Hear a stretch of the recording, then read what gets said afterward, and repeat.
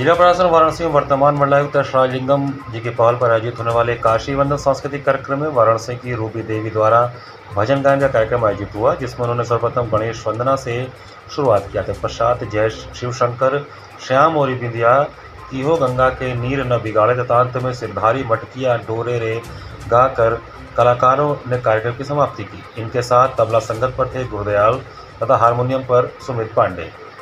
कार्यक्रम का संचालन व धन्यवाद ज्ञापन अंकित सिंह ने किया एवं कार्यक्रम का संयोजन अंशुमान महाराज करा।